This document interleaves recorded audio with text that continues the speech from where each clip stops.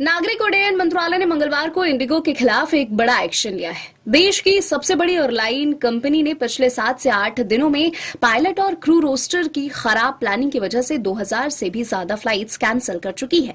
मंत्रालय ने इंडिगो द्वारा ऑपरेट की जाने वाली कुल फ्लाइट्स में से 10% फ्लाइट्स कम करने का आदेश दिया है।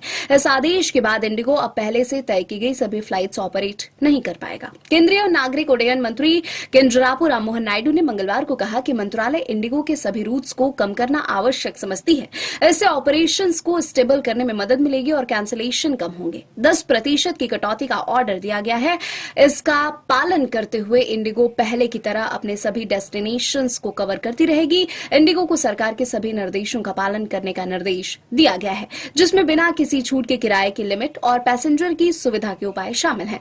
नागर विमानन मंत्री के राममोहन नायडू के एक बयान में कहा कि इंडिगो के सीईओ पीटर एल्बर्स को मंत्रालय में तलब किया गया था ताकि वह स्थिति की जानकारी दे सके। उन्होंने बताया कि एल्बर्स ने 6 दिसंबर तक प्रभावित हुई उड़ानों के 100% रिफंड पूरे कर लिए जाने की पुष्टि की। नायडू ने कहा कि इंडिगो के उड़ान कार्यक्रम में 10% कटौती करने का आदेश दिया गया है। इसके अनुरूप चलते हुए भी इंडिगो पहले की तरह अपने सभी गंतव्यों तक उड़ानें संचालित करती रहेगी। इस मुलाकात के पहले विमान सुरक्षा नियामक डीजीसीए ने एक आदेश जारी कर कहा था कि इंडिगो की उड़ान समय सारणी में 5% की कटौती की जा रही है।